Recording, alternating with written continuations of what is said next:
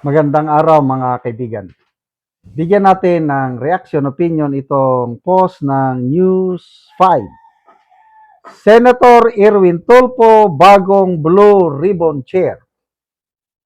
Inihalal si Senator Erwin Tulfo bilang chairperson ng Senate Committee on Accountability of Public Officers and Investigation o Blue Ribbon.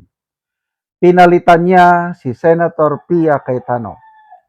Kasunod ito ng pagdeklara ng quorum sa Senado at paghalal ng bagong Senate President pro tempore. Okay. So, 2 araw hindi dumating ang grupo ng majority sa Senado kasi nga ang hinala is aagawin nila ang committee chairmanship. At ito nagkatotoo na. Tama yung pahayag ni Senator Alan Peter Cayetano na hindi sila pumasok kasi aagawin para mapigilan ang Blue Ribbon Committee hearing bukas. Okay.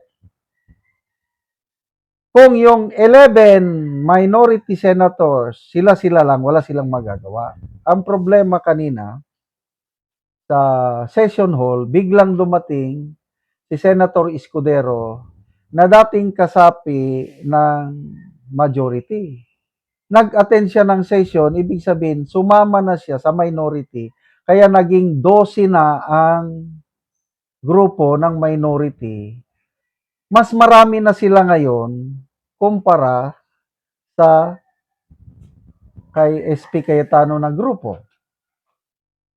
So ito ngayon, dahil mas marami na sila, may tinatawag sila na constitutional majority. Dapat ang majority sana is 13. Kailang dahil kulang sila ng isa, 12 lang, ang basihan nila is may decision daw ang Supreme Court na pwedeng mag-ano ng constitutional kasi ano na lang sila 22 na lang dahil nakakulong si Senator Jinggoy, nagtatago si Bato, 22 lang sila. So dahil 12 na ang grupo ni Soto, kaya nasa kanila na yung tinatawag na constitutional majority. Kaya, inelect nila, nagkaroon ng bakante muna. Vacant all position, approve. And then, inelect nila si Senator Gatchalian as Senate pro tempore. Then later on, dinesignate nila as acting Senate President. So, and then mamaya, mga committee, kanya-kanya na. Ito na ngayon, na-elect na si Senator Erwin Tulfo na bagong Blue Ribbon Committee Chair. So, ang tanong ngayon is, yung naka-schedule na Blue Ribbon Committee hearing bukas, matutuloy pa ba? Ano sa tingin nyo? May post kanina, nabasa ko, si Senator Alan Peter Cayetano humihingi ng dasal. Nananawagan sa taong bayan na ipagdasal nyo na sana matuloy ang Blue Ribbon Committee hearing bukas. Ako naman, nagdarasal ako. Kaya kanina, nung napanood ko yung live session sa Senado, apektado ako, nininervyos, halos hindi na ako makagawa ng vlog. As in, malungkot na malungkot ako ngayon sa pangyayari. Akala ko, magtatagumpay na yung ilahad na ba ang katotohanan? I don't know, I might be wrong. Baka hindi na matuloy ang committee hearing bukas sa Blue Ribbon. Sana mali ako. Kasi ano pa ang kapangyarihan ni Senator Pia Cayetano? Yung mga invitation letters niya sa Brave 18, sa mga wala na dahil napalitan na siya Kaya ito, nakakalungkot po na pangyayari. I don't know, ito. Tignan natin ang reaksyon ng taong bayan. 9,300 ang nag-react. 6,600 ang tumatawa. Ibig sabihin, hindi sila conforme itong nangyari.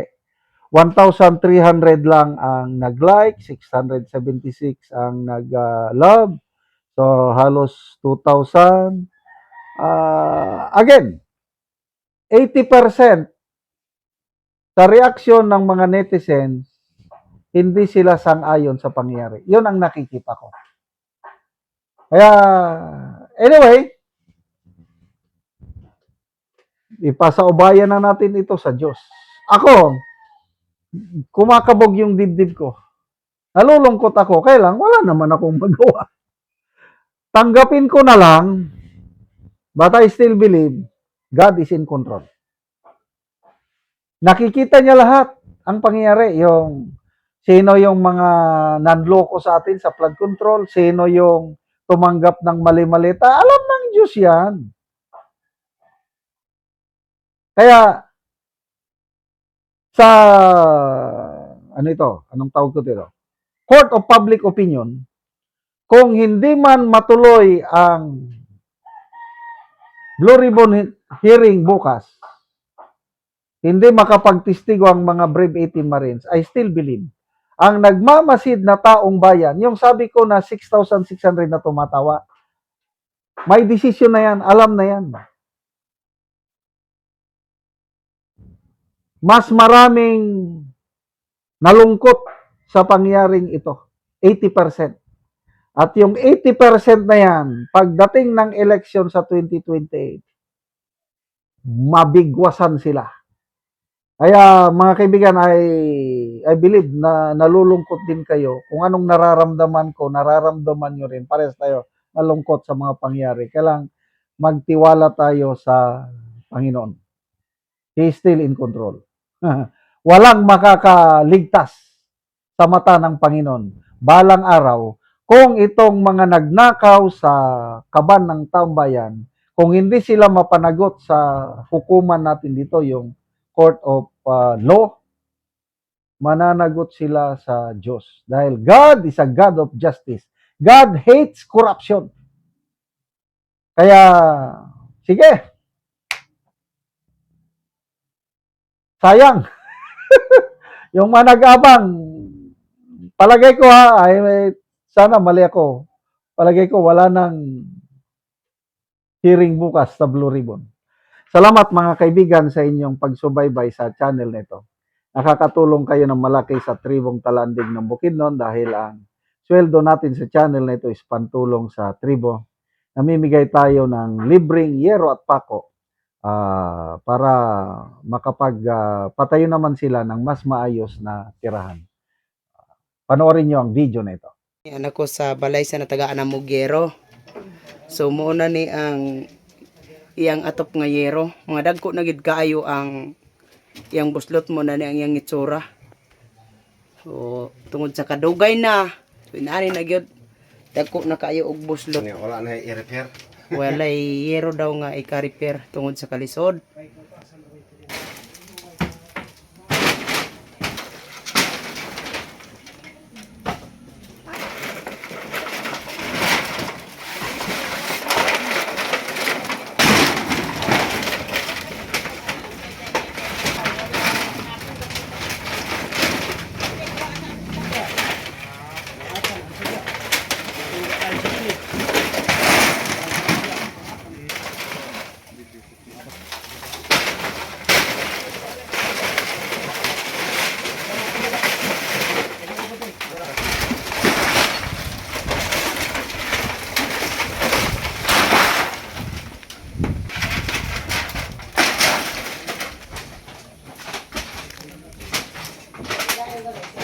So mao na ni ang yero nga among gihatag sa mag-atop karon.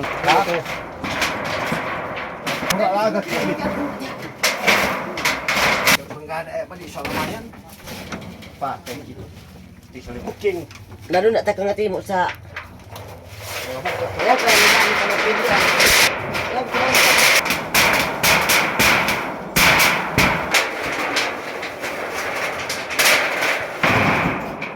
Og karon human na gyud sa pag-atop ang among gihatag nga yero. So napulihan na gyud tong mga daot nga mga yero nga ilang atop. salamat sa Ginoo nga ang among 130 na katuig na pulian sa tabang sa sin.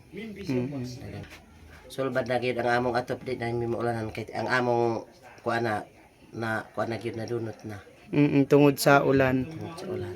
Oo, sumo na ni ang kuan sa lugila ante. So salamat kayo ante. Salamat.